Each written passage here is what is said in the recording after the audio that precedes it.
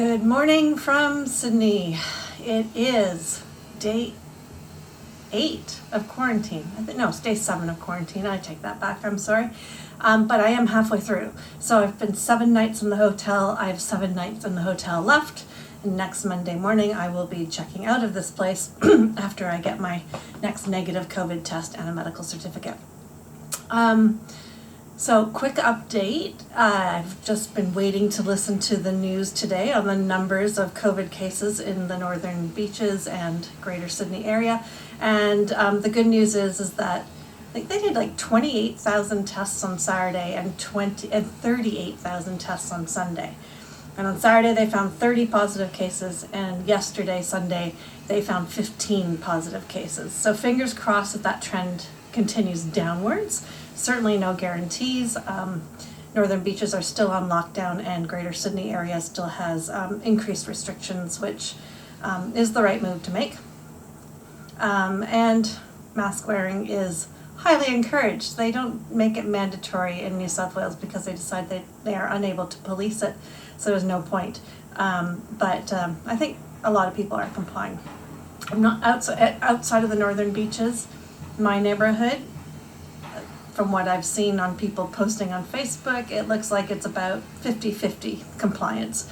But I think that will probably go up as more cases get found. There was one cafe in my own neighborhood just down the street from where I live normally that has been notified as a spot where a positive case was last week. So the people that have gotten positive cases have certainly gone outside of the northern beaches area and have been in greater Sydney. So there are lots of different venues that have been cautioned that if you were there, you should isolate and get tested. So that's the update.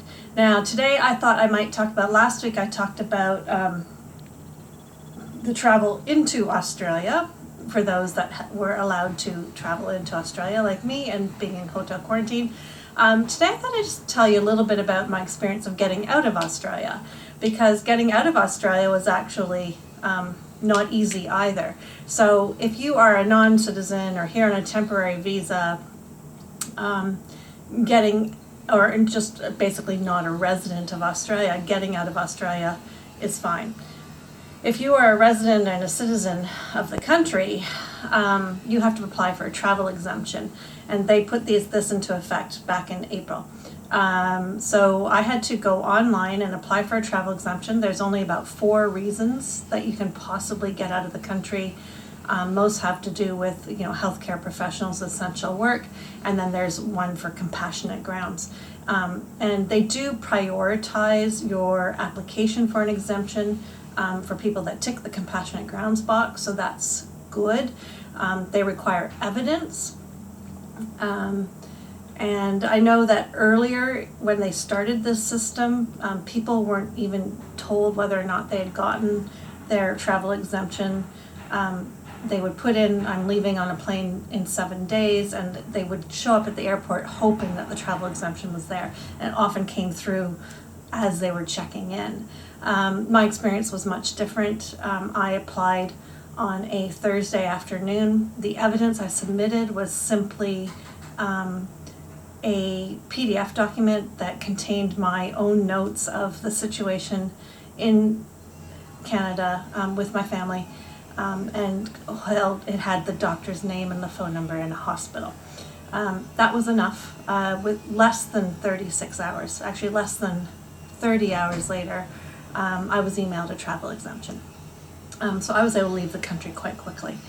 And then the next barrier that some people might consider is, well, was there a flight available? Getting out of the country was remarkably easy. Flights were quite the opposite. Coming here, trying to find a flight, they were scarce, they were expensive. Going home, lots of seats available, and they were cheap. I think it's just because the planes were empty, because so few people can leave the country. So I was able to get a flight that I booked less than 24 hours in advance, and it was cheap. And I booked that on a Sunday morning. I left on a Monday morning, and because of time changes and everything else, I was in Vancouver on Monday at noon.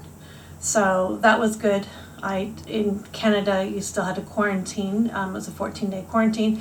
Canada's borders are basically shut as well, but they allow Canadian citizens in. You had to provide evidence of your quarantine plan and submit that online. But getting through the airport in Vancouver was actually very quick and easy. In Canada, you have 12 hours from the time you enter the country to enter your place of quarantine, so that if you have to go further or have a drive to your home, you've got time to get there. And you're basically just told, stay in your car, keep your mask on, and don't stop between the airport and your place of quarantine. So that was sort of the getting out of Australia. And then getting into Australia, I've already gone through all of that, and who can get in. Just thought I'd do a little note there. In my lineup on my plane, most people were Australians returning home. There were 4 guys in line right ahead of me that were actually American professional baseball players who come to Australia in the off season to play. So they're in this hotel with me quarantining. They're actually planning on going up to, I think it's the Gold Coast, somewhere in Queensland. They couldn't get a flight to Brisbane, so they came to Sydney instead. And they're headed to the Gold Coast, and they had their first game, I think they said on January 3rd or January 5th. They're not going to have a lot of days after they get out of quarantine to get themselves in shape for a baseball game. But I'm presuming that probably that's going to be the situation for most of the baseball players that will be starting to play. I had no idea that there was baseball up on the Gold Coast in January, but apparently there is.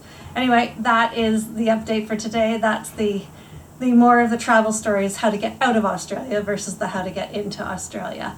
And before I go, I will give you the view of the harbor today. So still gray out there, sort of forecasted to be gray all week, including Christmas, and then hopefully starting to clear up the week I get out of quarantine. So there we have it, the view of the harbor.